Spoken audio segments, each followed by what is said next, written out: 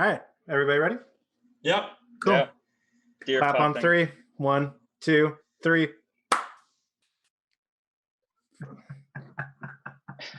Let's go. Let's give him a round of applause. It's like I hate the clap bit now.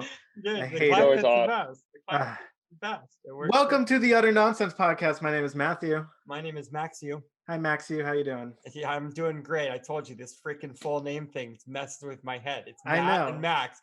Matt and Max show M squared. That's what it should be, but it's not. What are we talking about today, Matt? Well, you have to record the jingle for me to respect that. Yeah, we still need our guy to make the jingle. I know. That's another story. Max, we're here today because fucking stocks. Stonks, Matt. Stonks. And one in particular, Which is the game stonk. the game. The stonk of the game. GameStop Actually, stonk. we're going to talk 3 hours about Dogecoin. Our guests are No, told we're about not. that. No. All right, I'm gonna leave. Dogecoin. So you want to introduce our guests? I will, because I know their names. Firstly, we are joined by a friend of ours, friend of the podcast. He was on our trivia game. Welcome back to the podcast, Mr. Daniel Ruiz. Thanks, Matt. Thanks, Max, for having me. Thanks Stoked for to be coming back. on. And secondly, you may have heard him on last week's episode talking about living with Max and his marine biology excitement life. Welcome back to the podcast, Travis Leggett. Thank you. Yeah. Glad to be back. I missed it. I know you're like the new co-host, basically. Yeah, You already got hired. Back-to-back podcast. Nice, Exactly. Nice work. Yeah. So we're gonna get on a lot of topics, but I mean, obviously for all of our millions of viewers, we want to keep this kind of structured of what's going on. I know that we all are avid investors in GameStop, some of GameStop stock. Say that 10 times fast. But the questions we have first, I just want to start off is to ask probably Danny first. How did you hear about it? What was kind of the first inclination? So I heard about it probably I really heard about it like November or December of last year. I mean, I do investing. I browse Reddit, mainly the stocks group, but Wallstreet Bets is a tangential group that has a few more off characters. And so I would subscribe to the group. I saw GameStop discussions every day. I thought these people were trolls. And then I also I'm familiar with Michael Burry, and I saw that GameStop was in his investment portfolio. Is one of his largest portfolio, his largest holdings, if not maybe his largest. I thought that was interesting, and that was when the price was around $4. But that was, it was GameStop. I didn't really think much about it. I was just like, there's better investments out there. So I didn't think about it. And then in December, it kind of came up again. Then I started monitoring it really in January, bought some calls early in January. Well, fuck me. I sold probably 2 weeks early and forfeited some fortunes. But yeah, now, I'm in shares. And it's been a bumpy ride. So I bet. So, I mean, I remember talking to you about that. And Matt, I don't know if you know. We had an argument.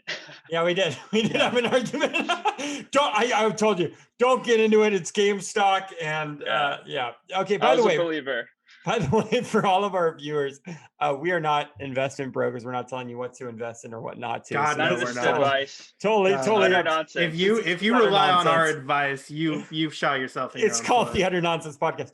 But Matt, I don't know if you knew, but Wallstreet Bets was actually just a Reddit trend of people losing a shit ton of money. That was the funniest part of it. I mean, it also it had a bunch. Okay, wait, we're gonna get to our next co-host. We're gonna get to our next co-host. But Danny, wasn't the this is my Wall first Street impression Bets? of Wallstreet Bets. Okay, a lot of lost porn, people losing their entire savings, and then a lot of trolls spamming on GameStop.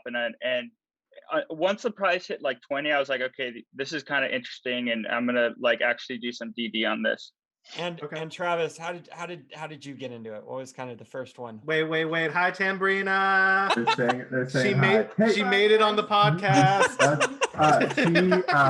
She would like to pitch an idea where please hit it. bachelor discussion. Yeah. Oh. I'm super down. Actually, super so, down. if you guys, it was specifically to Matt. She didn't say anything about talking about Bachelor with Max, but Okay, great. Awesome. Yeah, you got to remember who the favorite is. I watch it way more than Matt. That's totally fair. Travis, how did you get into GameStop? So, this is so sad. So I went back to my Robinhood history. I've been like browsing Wall Street bets since October of 2019. And I like started to like slowly get into it. I made a little bit of money. I learned about options. I made like $100, got super confident, and then lost like $400. And so then I was like, okay, well, I'm gonna like chill out. And so I just like kind of messed around, but I still browsed because it was funny as hell. And like the memes are so good on there. Oh, like fantastic. I think they're like, for what they lack in money, they make up for in memes, and it's hilarious. But people were making good money. Like those guys were like ride or die Tesla from the beginning. And like a lot of people made a lot of money on Tesla from that when everybody was talking shit on them, especially after the split. A lot of people made a lot of money over there. But so I'm looking back at my Robinhood history, and I bought a $7.50 call on September 14th. And for $14. Wait, no, for GameStop? Yeah. Oh, what'd you sell? $7.50 call, and I bought it for $14, and I sold it. I sold it a few days later for $30. No. Wow. It was expiring. It was expiring later that week, though. None of these were like long. Okay. These were like weeklies. Yeah. Was this during the boost? Was this during the boost though? No, dude. This was in September. Nothing had happened before anything. It jumped up a little bit, and I was playing Dungeons and Dragons at a friend's house, and I was like lamenting about how I fucked up and sold too early, and I didn't get back in because it went from like $7 to $12 or something. And then I kind of forgot about it for a while, and then all of this happened. And I just like, think about, wow, if I I made some further out calls, nothing that extended into January though.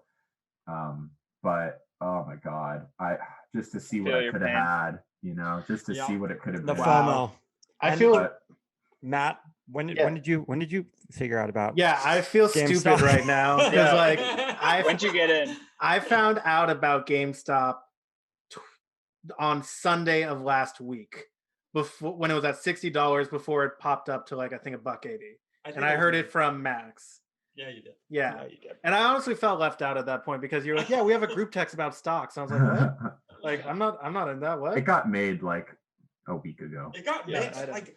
I forget. I think Travis texted, like I posted something, and then Travis slid into my Instagram being like, yeah, dude, like yeah. No, John did. Yeah. John did. Yeah. And I don't even know, but we started this week. It's kind of cool. We started like a stock group, which I think we're going to keep, and it's going to be sweet. Might even make another nonsense stock in the Discord, but don't listen to it. But second question. So now you guys have both said Robinhood, and that has been kind of the biggest controversy, literally, period.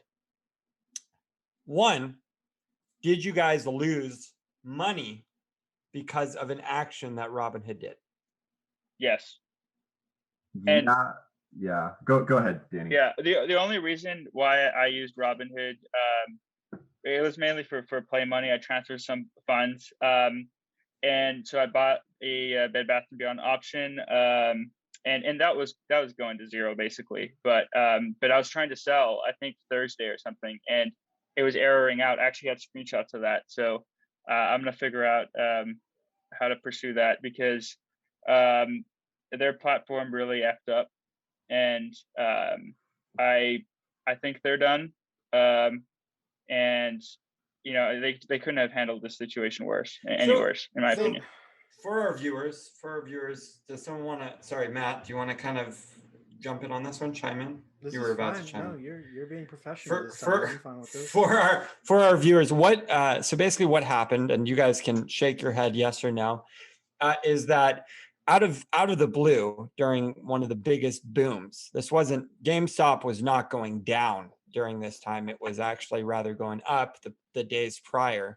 And I think it hit I think it hit like 420, 500. 480, 483. 480. I think is That was its the highest. yeah. All right, yeah, it hit its peak, and as soon as that happened, Robinhood shut down the ability to buy for everyone. Which Well, didn't that happen the day before?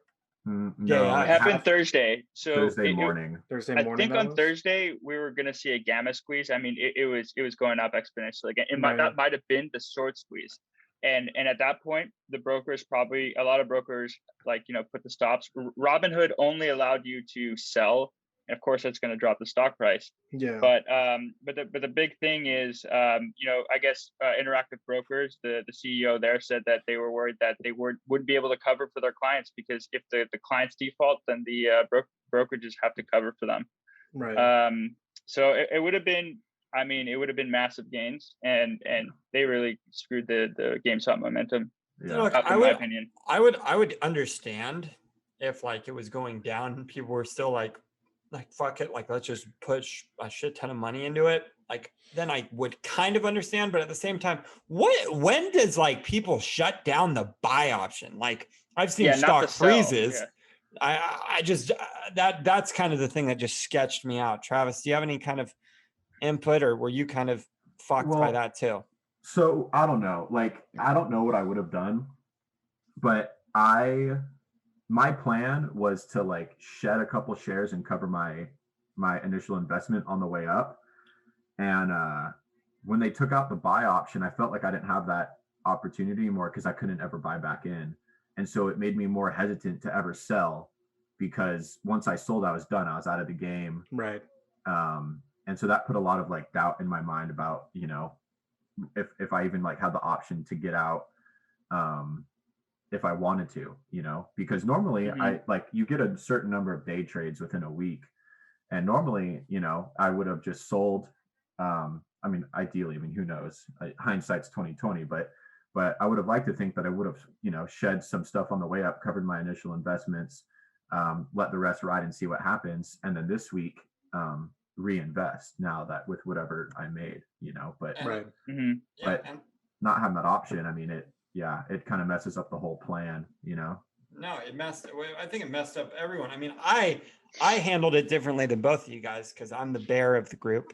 So that's when you sold? I was about to say. I ran, dude. I ran fucking hard. You ran in under 48 hours. Into Brooke's room, and I grabbed her phone. I said, "What's the password?" My fiance, and she said, "It's blah blah blah." And I hit that sell button so fast because I saw this thing dropping, and I was like, "Well, it dropped like that, but then it recovered the same day." It did, right. Yeah, but it was a precipitous drop. It was from 480 to what 115 or 120. Yeah. Insane. Yeah. And I know that people bought back in. And using other stock platforms. That's another thing. The other brokerages didn't close down. Yeah. It was just Robinhood. So this might be an unpopular take. I still think Robinhood's super shitty, and I'm leaving them for Fidelity. As soon as all this is over, they're not going to have any of my money anymore. Right. But so they didn't have a choice. It was the person that they go to after you hit that buy, button on your phone. Citadel shut them out, and told them that they needed 100% of the money up front, as opposed, I think they normally need somewhere between 2 and 3%. So they had no money, right? Right. And so that's why this happened to a lot of other brokers, and why it didn't happen to the really big guys, who have trillions of dollars at their disposal. Fidelity, as far as I know, didn't lock people out, or I know Schwab was weird, but I don't think Schwab locked people out from buying. And no. These bigger brokers didn't do that. So Robinhood's still trash. They should have been honest about what was going on, and said we straight up don't have the money to let millions of people buy a stock at this price out of the blue. But it was Citadel that did it, and that relationship, I think, is problematic. Toxic. I don't think that relationship shouldn't exist. It's a toxic, unfair. How much did Citadel pay Melvin? Wasn't it 2 point? 2.15 2.75, yeah, something like that. billion. Yeah, I mean, but they're again, they didn't say it was a liquidity issue. I mean, they mentioned something about the clearinghouse conflict, but I mean, in essence, it's sort of a liquidity issue. I mean, they didn't have it doesn't seem like still they can provide the shares, and they got billions in funding, good days after that. So they just were being dishonest, and I don't think that's right. No, yeah, and I think they should be their done. brand's dead. Yeah, well, they can't be trusted, like Matt, with people's money. It's like I don't want to put my savings in there. I mean, here's the question that I have for Matt, my co-host. Hi, Matt. Hello. I don't know if you're here, if you're I'm there, right there. or where you are. Oh, you're right here. Yeah. So when it comes to the FOMO, we all four of us felt FOMO at once or at another point during these weeks. I've been more anxious and more wanting to shoot out. Did you, as someone on the outside? Wait, sorry. You want to shoot up? Shoot out. Shoot up. Shoot up the stock. That's a terrible way of putting it. Shoot up. This is where he admits he does heroin. It's getting weird. I don't know why he said. This can be the intervention. Oh, geez. Oh man. Watch like 16 cameras pop on now and join. No, when you want, like, you saw the stock move in a upwards direction, you felt FOMO. Well, yeah. Well, I'll give context. I have not invested any money in this. I have wanted to get into stocks, but I hadn't gotten my toes in the water yet, And you guys had hit me up about it on Sunday last week about how I was going to do. And then to see something go from $60 to in like 48 hours, it was at like 300. Yeah. I was like, shit, I fucked up. Like, I need to be in this. And I was going to buy the next day on the day of the lock on Robinhood. I had installed Robinhood on my phone and the lock happened and I wasn't able to buy anything. So, it's been a roller coaster for me because I'm watching you guys have such exceptionally high highs in the moment and such, I wouldn't call them low lows, but depressing moments of like where you feel defeat because this shit's just gone down and it's not doing what we thought it was going to do or what we hoped it was going to do. And honestly, I mean, I've been more stressed out in my life than not during this last week, and I don't even have any money on the fucking line. Like, you got, literally, for context, one morning I woke up at like 9 o'clock, and our group conversation for stocks that has like 10 people in it, but it's you three and two others mainly talking. I woke up to 405 messages at 9 a.m. You woke up 3 hours later than the rest of us. Exactly. We're up open market in PST time, which is what, 6:40, 6:30 or something? Yeah, I get up at 6:20 every morning now, and it's never been easier. I'm usually awake before then. My God. Just like fuck. So I want to keep it going. So basically, we were up. How, in percentage, let's do percentage term, how much were you guys up the most?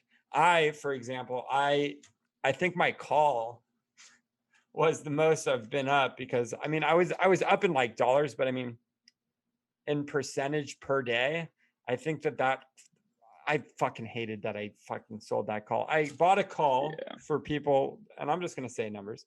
Can we just real quick? Yeah. Because you guys throw out things that I half understand at times. Can we just have a better explanation of what is a call? Oh God, sure. Who's gonna do that? Danny. A call is an option contract that gives you the right but not the obligation to purchase underlying shares at a specific price. So let's say if you do an option, you want to buy a stock, it's $100. And you want to buy it at $80, then you can buy a call option that gives you the right to actually buy the stock at $80. Now, that comes with a premium because you're buying stock for a lower price, but it gives you that option, and then you also set an expiration date. Basically, when you have this, how long do you have this right for? And then after that expiration date, you can't really do anything with that. Now, typically what people do with calls is not exercise, because when you exercise, that basically means for each call option, you have to buy 100 underlying shares. That's like a fixed number. Mm-hmm. And what we can do instead is just sell the contract, because the contract takes that value into account that you're saving. So let's say its strike price is $80. The current stock price is 100. You execute that. That's 100 times 20.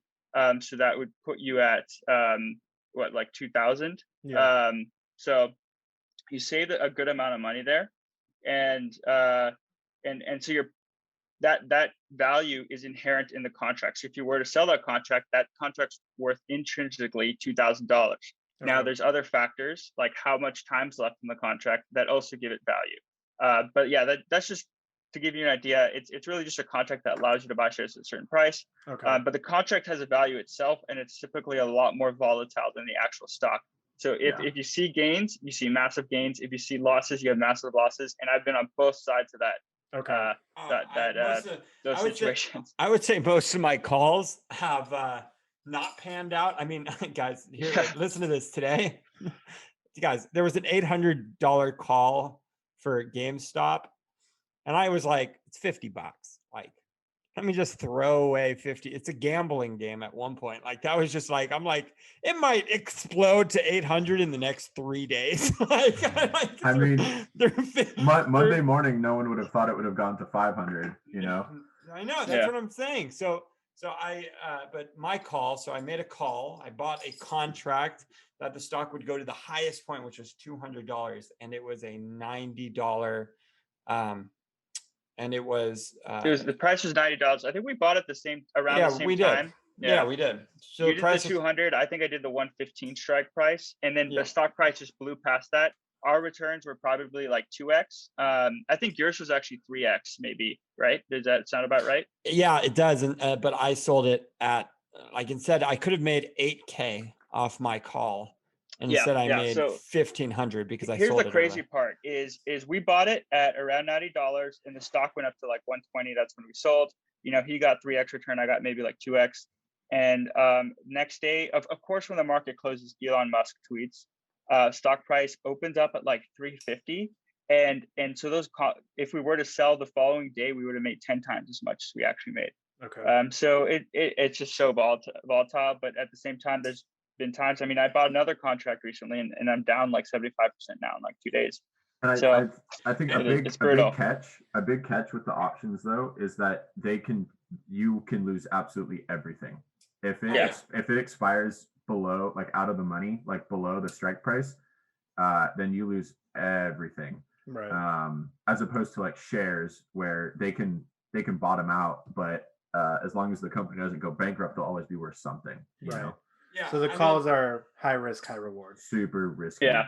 So there was this example, like if you bought calls in Tesla, I think on Wallstreet Bets, you guys probably heard about this, but some dude bought a way out of the money call that expired a year. I think he bought it in 2019, paid like $500, and it ended up being worth close to $1 million just because it was so out there. It was only like $500, but the price blew past it, and then. Yeah, it's a gamble though. I think it's and it's complex. It's not only the price that matters; it's also the volatility, the implied volatility. Yeah. It's there's that equation, black skulls, right? You got to understand how all those variables affect the output price.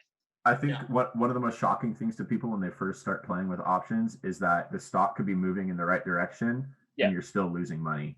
Because it's becoming less volatile. Because of the days, because of how many days away it is, and if it's going to hit that price, the whole thing. So, There's no chance of doing calls. Yeah, no. I would honestly. But they're also lottery tickets. They're basically a lottery ticket. Right. That's what it sounds like. Yeah. No. You could basically do a way OTM call, spend $50 on it, and that's a lottery ticket for the year. And if it blows up, it blows up. You probably have a better chance of doing that than winning the lottery.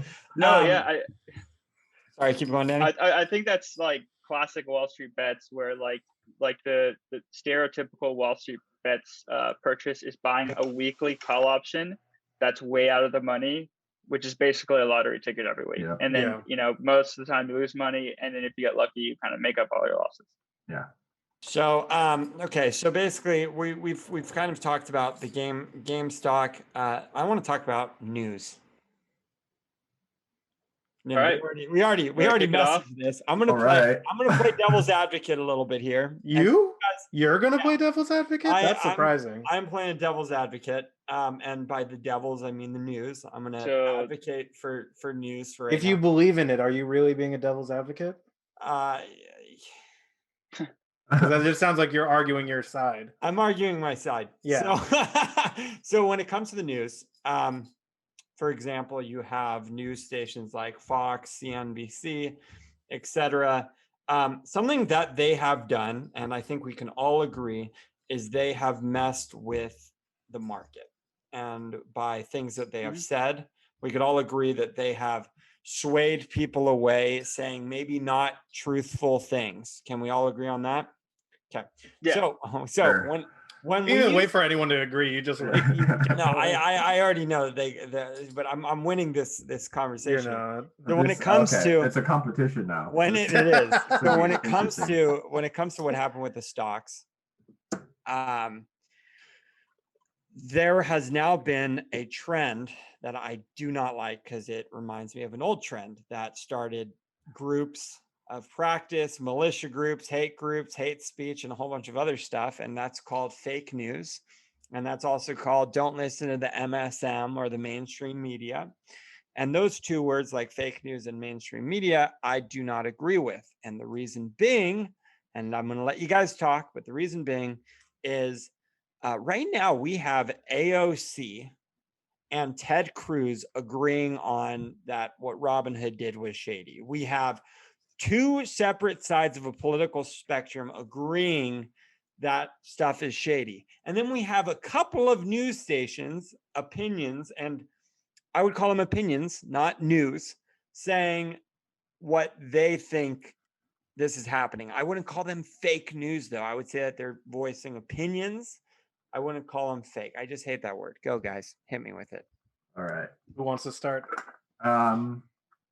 I'll start, Maxwell. Ding, ding, ding, ding. So, okay, I personally hate the term fake news. I think it's completely eroded like the whole like fabric of like news and like people's trust in it and everything. Like for any news, because for anything, like people just slap on fake news and whatever. Now it's fake to them. That's ridiculous. Mainstream media, I think, is a tighter definition, and like there's a sector of the media that like is the mainstream, it's like the big channels, right? It's like the stuff that you can still get without a cable box, that's mainstream media. I think where like a lot of the problems come is that when opinions are presented as fact, then you have really big problems. Additionally, a lot of the things that like CNBC is probably like the biggest one. A lot of things that they promote, they're all treated as facts, right? Whether or not whether they're opinions or just like not true at all. So I think that's kind of like where the biggest issue is. Talk to me about silver. What's happened with silver? Why is that such a big deal? Well, I mean, like the obvious, I think, answer is that like it blew up in the media, I think, more than it ever blew up on the sites that they were saying that it was blowing up on, right? Like it kind of overshadowed like the whole GameStop thing. Yeah. It diverted the attention away. It was a distraction tool. It was, hey, look at me over here. But yeah, it's like, hey, people trying to buy in the market, don't buy GameStop. Everyone's about silver. Yeah, next day it just tanks. It's a pump and dump. Yeah, it's like GameStop's for losers. Silver's where the cool kids are. Well, it popped up like a little bit before all this stuff. Like I saw like a thread on it, and I kind of dove into it, and like the people that were discussing what was going on were super at odds with each other. Like there was no cohesive arguments. There was very little agreement between anybody on like what the hell, like what even like the ticker that they were promoting was, and what they did. And so I think it's fair for people to have to question like the integrity of like these outlets that are like promoting the narrative that like Reddit is just like this monolithic group that just pushes all of their investment power into one entity after another. Yeah. So I'll try to address your original question, Max, about fake news. I think the term fake news, I think it's, to be honest, like a colloquial term where it really just can apply to anything that like you disagree with or you think is subjective. And I think, yeah, like it can cause some erosion, and it's sort of like a lazy way of defining, uh, something that you don't believe has high quality journalism, for example. Super lazy. It's lazy, and I think there's, people probably need to be more precise in their definitions. Right. But I mean, like it describes a real phenomena that's going on, that information is getting fuzzier and fuzzier. And I Not good. really noticed this now. I mean, like, for example, I saw many contradicting articles on whether Robinhood's going to IPO. I don't know if Robinhood's going to IPO because of that. I don't know what to trust. Like, you have to do a lot of digging. You have to go through different sources, and you have to have a background knowledge to really know the truth. And so it just takes more work than it did before to separate out truth from fact. So I agree with that, and I'm gonna let you finish. I agree with everything that both of you guys are saying. So really, this isn't an argument at this point. However, are you winning though? No, there's no. I'm always winning. Matt's keeping the score. Yeah, it looks like a loss. Okay, great. Yeah, fuck you too. No, so when it comes to media, I just looked up CNBC, and they I don't know much about CNBC. So they but CNBC stands for Did anyone hear that? Nope. No. I was like looking at you guys like, was I the only one that had that? Max, you glitched out. Did I? Okay, Yeah. So what I was saying is CNBC is kind of like Fox News, I would think, if it were just on a different side of the spectrum, because I'm looking and it looks like it's called Consumer News and Business Channel, which is interesting because Fox News, not a lot of people know this, but Fox News is actually called Fox News Entertainment. And that's why, if a judge, they've been sued multiple times, and the judge, for example, Tucker Carlson was sued, and the judge basically said anyone with normal IQ could know Tucker Carlson is satire, and basically turned off the lawsuit and said, hey, ignore this guy, because it wasn't real news. They didn't market themselves as real news, which I think is schemy. I think that's skeevy. I don't know enough about CNBC, but what I recommend people do, like Danny said, and what like everyone's saying, is you do have to do your research, but you can't, Danny, and you can't go to like Facebook or Instagram or something like that to do your Reddit. Where's your argument go to going? these Are you Okay. insinuating that You have that- to take real mainstream media news. You What have is- to what is take real? their articles and bring them together. You can't go Let me- looking in the dark web and all that shit. You just can't. Okay, do that. That would be- okay. You're bringing up That's good points here, huge stuff. because CNBC, I just disagree with the way they covered this. I mean, they labeled Redditors as some sort of mob and uneducated, and that they need to be like educated in stock investing. Like, are you kidding me? And you just was such a condescending view of what's going on, Yeah, when in reality there was hedge funds that were long, and hedge funds that were also short Gamestop. It wasn't just some collective mob. I mean, these are just individual people, and then they're just labeling as a mob. Heck, I mean, they even blamed like Trump for this, and I just, maybe that was CNN, but still, like I think the coverage was not very truthful. It wasn't very fair. The silver example was a way to deter people from buying GameStop. And they probably don't have any legal obligation to uphold the truth, because like they can't really when they're talking about stocks, because then it's considered financial advice. So I mean, it's entertainment. But again, if we take the other view, right, the things on Reddit could also be false, and that kind of goes into a whole nother topic of conspiracy theories. Like, is Wallstreet Bets going full QAnon on GameStop? I mean, like, it's possible. And that's where I want to hold the line, is because I am not associated with no Q, and I'm not associated with any of this. any of this Q stuff. So when I hear the MSN, these are the same arguments I had with supporters of the but you're the painting a broad cinnamon Hitler. brushstroke on like on everyone. You're just saying, okay, if somebody says fake news, then they believe this and that, and they belong in this bucket of people. I don't think that's right. I think like people have every right to say this is fake news. Like it could mean different things to different people. Freedom of speech. I mean, that's pretty fair. But like mainstream media, like it we know what mainstream. We're talking about the big news networks as Travis brought up, but like but they have obviously their own biases, and you can report some content. You can report the same content and create a different narrative. I mean, take GameStop's price for example. Oh, GameStop's price quadruples, quintuples, whatever.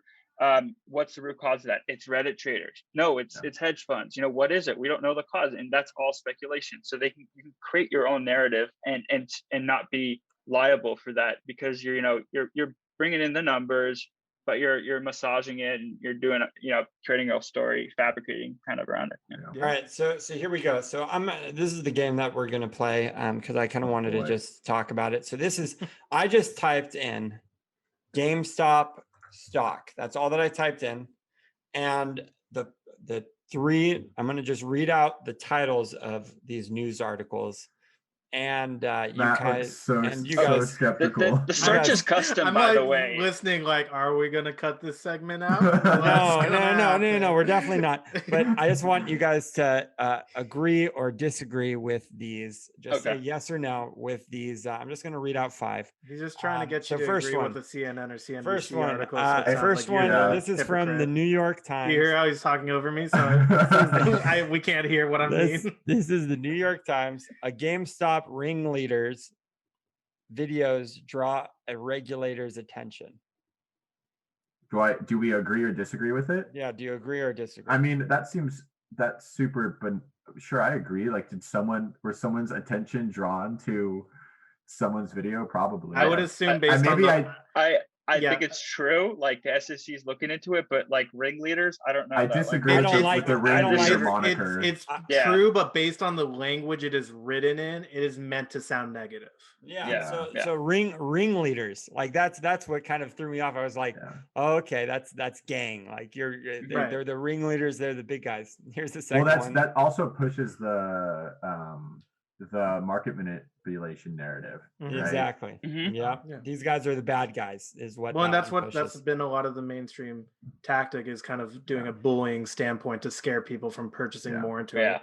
And that's New York Times. So that's interesting. And that was 2 hours ago. So this is 3 hours ago. New York Times has its moments of not really giving a lot of good content. Is New York Times more likely to protect Wall Street or less likely? Yeah. Well, I do just quickly want to say, like, you do have to follow like the money when it comes to things like this. Someone can be on the right side of social justice, but when the time comes, to step up and like be on the right side when it comes to financial things like this, true colors are brought out. It's it's that old saying of, hey, I'll give you $1 billion and all you have to do is press this red button. And like the guy presses it and he's like, dude, it killed someone. And he's like, do I get $2 billion if I press it again? That was the saying.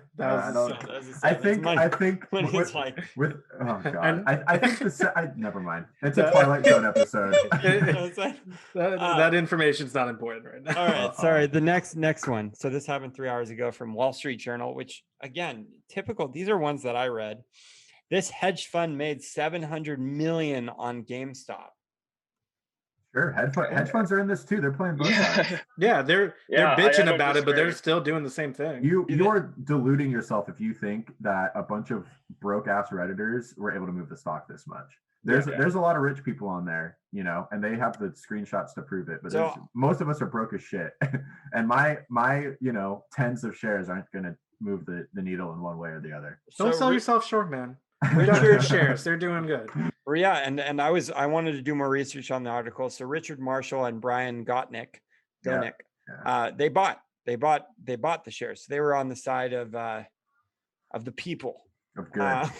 But yeah. But when no, you we- say that, they were- remember, they weren't doing it for the people. They were No. doing it because they were abusing a system they could. They're also out. I think they're Yeah. out. Oh no, they're out. Yeah, no, they made their money and they bounced. They Yeah, weren't. They weren't trying to be part of the Diamond Hands to the Moon gang. They were. Yeah. They were trying to make money. That's why they are successful hedge fund managers. And we are not. And that's why you're on Wall Street bets talking about Yeah, chicks. yes. Yep. Diamond Hands. off the Diamond cliff. Hands. But dude, here's the thing. They made 700 million. Do you think that anyone shut down their buy option? Yeah. not. Well, that's yeah, because it's because Citadel's not managing their money. I mean, you have to Well, look they at probably are who's- going through prime brokers, so like I'm guessing not. They're not using Robinhood. Let me tell Yeah. you. That would be Yeah. hilarious if they were. So Yeah. next one. Reddit trader who led GameStop stock frenzy loses 13 million in one day. That's true. Again, Well, that's it's so true, he but didn't- trying to sound well, negative. no, it's not true. You don't lose until you sell. Right. Okay. His yeah. portfolio changed value, but he didn't lose Right. any money. But again, it's He worded could've in a sold. negative He tone to could've scare dipped. you from buying more into it. Yeah. I mean, well, what- he also could have sold 6 months ago. What's his name? Wait, what's his name sold? The paper hands guy. Portney. Fortney. Paper hand. Fortney Well- sold well, that- 700K. That freaking dummy dude. Yeah, weak, dude. That guy's super weak. No respect, man. No respect. None at all, dude. If he was silent the whole time and then like went on Twitter to like bitch and moan about losing money because of Robinhood, which like, why is someone who's investing that much money on Robinhood? I don't know. Yeah. But like he was trying to like lead the charge, right? And then he bitches out, and it's like, no, dude. You are forever known. I've seen people start calling him like Paper Hands Portnoy or whatever the hell his last name is. Yeah. So he deserves that name. Yeah. Okay, we got two more. GameStop. This is good news. GameStop just hired an Amazon vet as its new chief technology officer. Business Insider. We talked a little bit about this. How Yeah. What, Travis? That is the I was just gonna CTO. say, right? I just don't agree with. I don't see this agree or disagree. That seems like a true statement. So yeah, I Yeah, agree. no. It's more like we're talking about. It's agree, Okay, I disagree, see. talk So about it's it. not a game. So you just came up with some discussion points. This is You're Yeah. gonna go back and listen to old episodes, Travis, and realize that's how everything ever This was. is utter nonsense, baby. I don't plan this shit. It plans itself. I will say because I have a relevant angle on this. So I work like in the customer support and like whatever sales for the company that I work in, Sure. and like a massive part of like brand reliability is like the customer support that you bring to the table. And GameStop brought on the woman from Chewy, which I don't think that's the person that this article is about, but they brought in 3 people today, 3 like really like big heavyweights. I don't know. And I agree with all the speculation that this is going to be really good for them because 100%. if you're able to mean- provide quality customer support, like phenomenal. And one of my coworkers, she used to go through Chewy and she had like nothing but like stellar things to say. Yeah. They're GameStop- too big. Go ahead. No, you go. Oh yeah, I was gonna say there's two main positive things about GameStop. I mean, one is that they were undervalued, especially at $4, and that they Right. can turn around. And their revenue is like almost $8 billion a year, and their valuation, I don't know what it's at right now. When it was around $300, it was around $20 billion. So I mean, it's probably around like 5 or 10. I mean, it's not a bad valuation. Like they're valued pretty fairly. Yeah, and that's PE with their ratio really current low. model. Right. Yeah, That's with that's their what they're- current model. that's without right pivoting. now. Yeah. That's right now. So the shorts are artificially suppressing a little bit. And then obviously the other perks, the short squeeze. Maybe it already happened. I don't know if it's going to happen in the future. It may or may not. But I mean, this isn't a terrible play for the long term. No, and I mean, here's the thing: is what people really just don't understand is, I mean, they mark this as people that are uneducated, and it's like it blows my mind that everyone didn't get into GameStop during this thing because Thanks. the amount of sorry, What? gosh. Idiot. Yeah, what a moron! Fucking dumbass. God, you stupid bitch. Wasn't gonna say your You know? name, but Matt, you're a fucking idiot. Yeah, no, but the amount of shorts, this company was 130% over shorted, which by the way, companies shouldn't even be allowed to do. Yeah, I don't know why that's permitted by the SEC. Like, Yeah. I mean, at that point, it's 2 people basically using the same share. And honestly, I would not be entirely surprised if it's still over 100% right now. Yep. Yeah, I'm just gonna say that's the that. big question. That is the big question. That's And the $1 because- million question on February 9th that And we'll for get the people answer that don't to. know what the frick a short is, they're paying an insane premium to keep it open. They're paying They some were. We don't know now. insane percentages. No, okay, well, we don't know now. But long story short, it's kind of crazy that the squeeze probably would have happened that day that Robinhood cut it off. That was Yeah. kind of the That's what the probability of trajectory that. looked like. It looked like, I mean, we were shooting off to the moon. That was it. I want to bring something up that I that just was a want to bummer. listen to you guys argue about for 5 minutes. Dogecoin, go. Yeah. Okay. Yeah. I want to hear about this. So I made the most amount of money. Screw Robinhood. I mean, screw Robinhood, GameStop, the whole thing. I fucking killed it when it came to gold, Dogecoin. By It went blind up. luck. It went up in one Can you day. please reiterate that. In one day, I think it went up the amount that GameStop did that whole week. It went up 1,600%. Why did you in a own? single day? Please tell everybody why you owned any shares of Dogecoin. To begin with. I would love to Yeah. know this. Yeah. Yeah. So it I goes know back. Teach us. So it goes back to me and Danny, because we were the OG Stonks Facebook group, where we would just talk, and I always checked the daily movers on Robinhood. Don't say it. No. on that scummy Kylo Ren CEO motherfucking company. Yeah, Robberhood, more like it. I see what I did there. But no. You're a clever So man. the daily mover, this one coin went up 300%, and I was like, What year is this? yeah, this was 5 This months. this is like, honestly, it feels like it was in January. Like January's just been such a long month. Yeah. The amount of just different theses and investment ideas have been thrown around between me and Max are just insane. Yeah. So Dogecoin's there. Yeah. Yeah, it was a month ago, and I'm like, Danny, get into this, get into Dogecoin. And he's like, Max, like, it's basically impossible to make any money off Dogecoin. Like, Well, you gave me, Salt in the it's wound. like, for it to go up a cent, you need 1 trillion people invested. Like, it was some stupid numbers, and like, you can look it up. And I did more research on it, and I saw Elon Musk, like, he promotes it once like 3 months. He'll be like Dogecoin for life or hashtag Doge, and he'll like post a meme. And Elon Musk is the he knows the memes. So I'm like, you know what, fuck it. I put a really good amount of money in. Like fun money though. It wasn't like if I put a lot more, like if I put some like 10,000 or something like that, I'd make a lot more than I did, but I still made a lot. But I put a good amount of money in at 0.004 per coin. So Wow. each coin was 0.004, which I think is a 40% of a cent, I think, which was what each coin was worth. And No. I'd hate to be the one. did I do that wrong? Did I do that wrong? You said that Then- it's almost half a cent at 0.0. You're looking at 0.4% of a cent. I believe. Yeah. Maybe Yeah. I'm outing So myself for being 40. the So idiot, like I said, but- it's No. about 40% of a cent. Am I right? Or am I wrong? Yeah. No, Okay, we but I just think told you why you're wrong. 0.4%. Danny knows I'm right. 0.4 of a I- cent.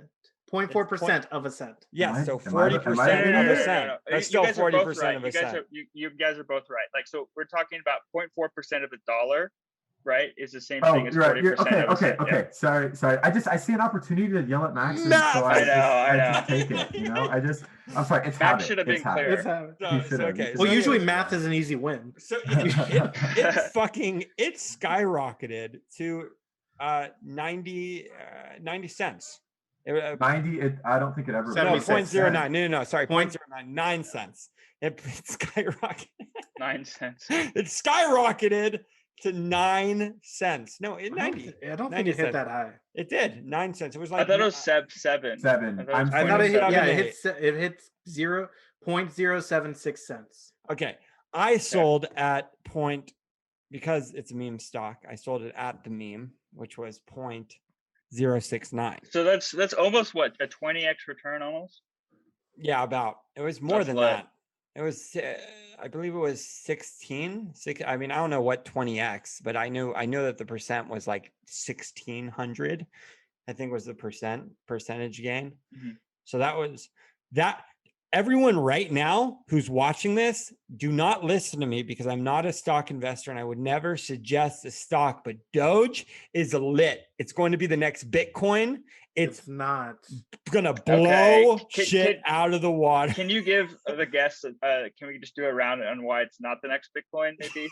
Just real quick. So, I mean, okay, like, I don't think that's so outlandish, but you know, with these cryptocurrencies, I think the value is one, obviously, like the security, you know, how long it takes for the transaction to settle, that kind of stuff, the performance stuff.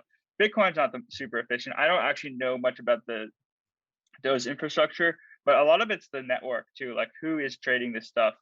And like big players are, you know, big companies, you know, Square and PayPal, they've been putting money into Bitcoins. Billionaires have been putting money into Bitcoin. So like the network effect there is a lot better with Bitcoin. And then Ethereum, I think, serves like their smart contracts are actually like useful for the, you know, they have this unique platform that developers can develop on. So it can serve a lot more use cases. I don't know what Doge can do besides the network itself. Let me tell you. Let me tell you what it can do. You're the only one I know that's investing in Doge. I just suggest you look up Dogecoin, and it will give you more happiness than any other stock platform. You just go to Google image search, you type in Dogecoin, and you enjoy. And that's what the stock is about: is pure enjoyment of your money growing, of your feelings growing. Because what's the most important thing of wealth? Happiness. Max, this makes me feel everybody. like you would be persuaded to become a suicide bomber because they'd be like, hey, you get 72 virgins. Like, think about the income. Like ROI on that. Wow. Ooh-wee. What are the chances of me getting 72 virgins? Absolutely none. You literally have a negative chance of getting. Yeah. That sounds like a bitchin' deal. Right. Yeah. Well, no, finish your point. Dogecoin. Are you guys all investing? I don't even have many opinions on Dogecoin because I know nothing about these cryptocurrencies.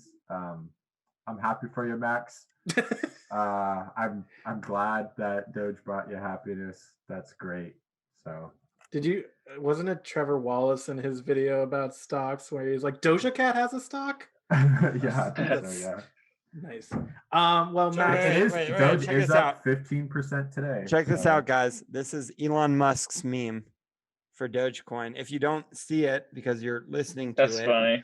It says it's a huge sandstorm and it says Dogecoin standard. And then it said the global financial system. Dogecoin is going to crumble the financial system. See, he can say that kind of shit because he's rich as fuck. You are not rich as fuck. That guy is it. Here's the truth to that.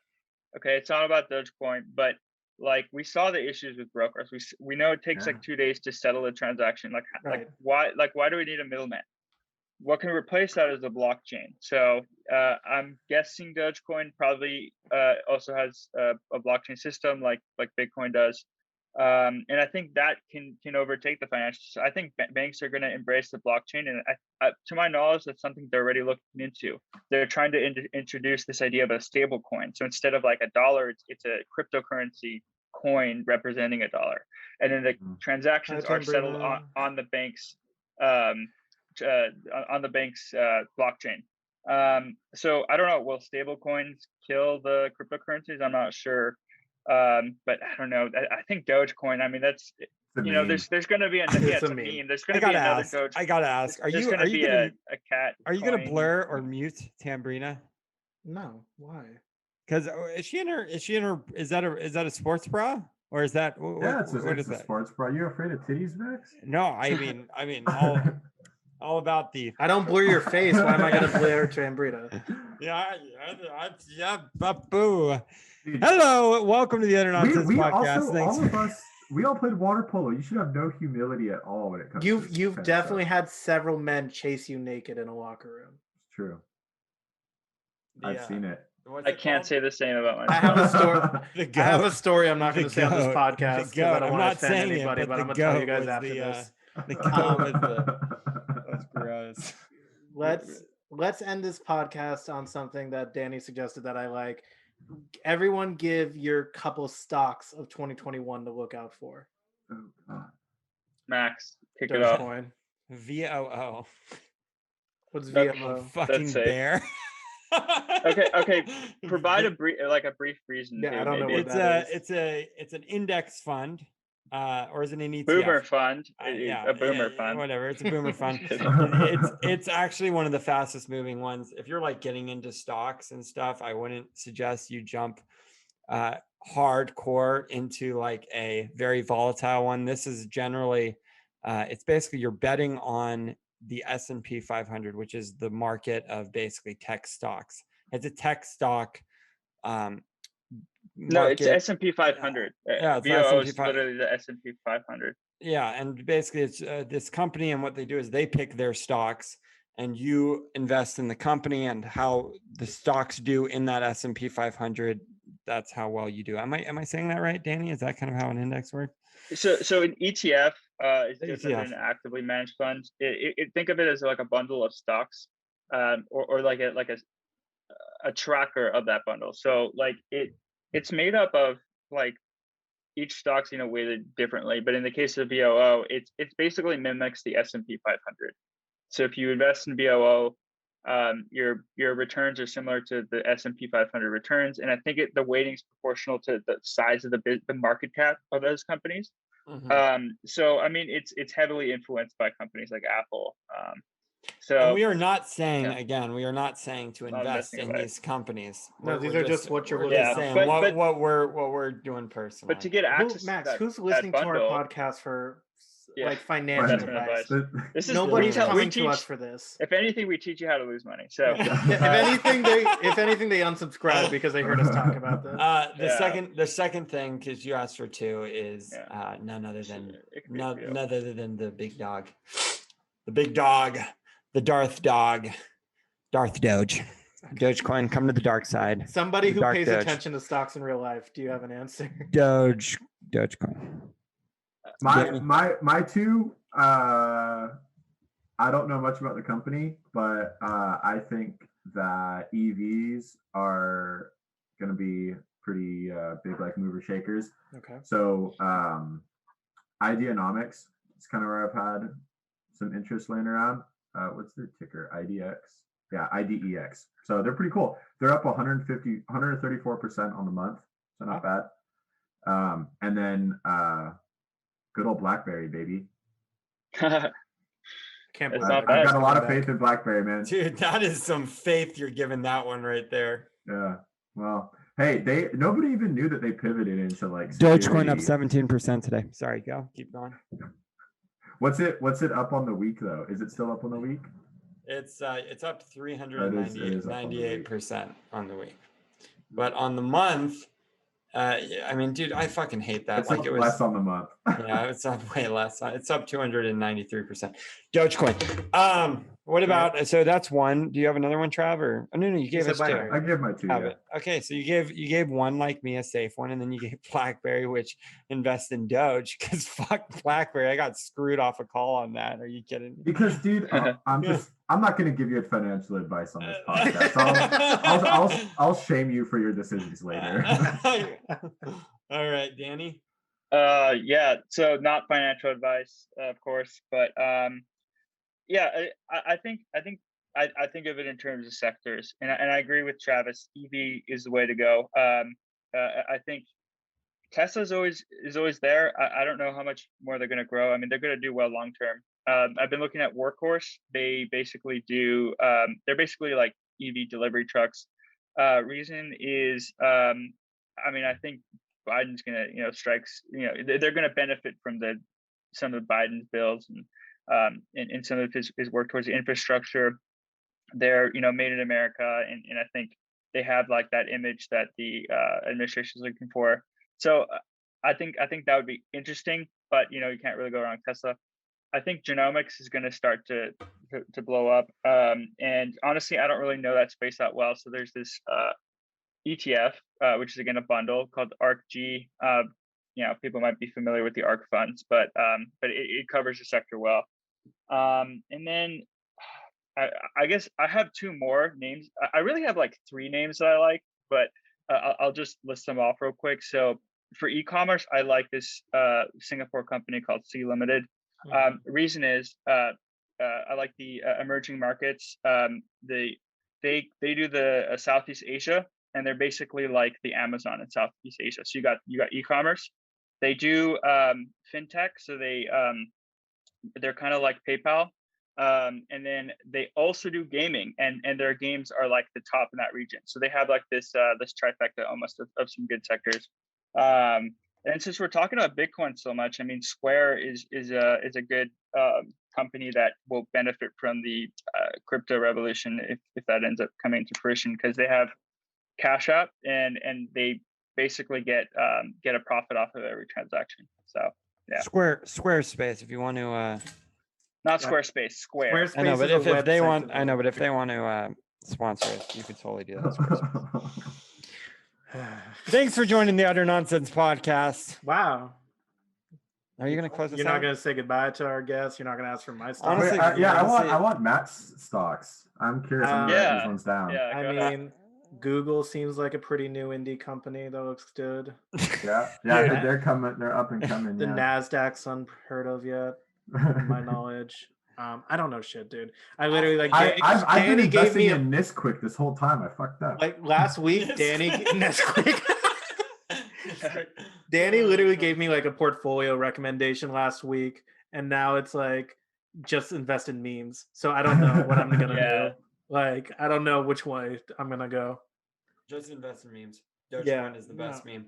Okay. So with that being said, thank you so much for our guests for not investing into Dogecoin. Thank you for our co-host that didn't invest into Dogecoin, and thank you for our audience who's going to look at these simps and these bears and become bulls. At the end of the day, become a bull, not a bear. All that matters. Not I'm financial advice though. But Be a bull, not Be a a bull. fucking bear. All right. Can I wrap it up now correctly? Yeah, you could. Yeah. Thank you. Danny, Travis, thank you both for coming on here to talk about this. thanks, guys. It's Yeah, fun. my pleasure. Yeah. Utter Travis, you'll be back nonsense. on next week at this rate. Yeah, Utter nonsense. absolutely. Max, I've got it's gonna a be new fish tank that I'm curing right behind me, so Oh, maybe perfect. I can give an update on that.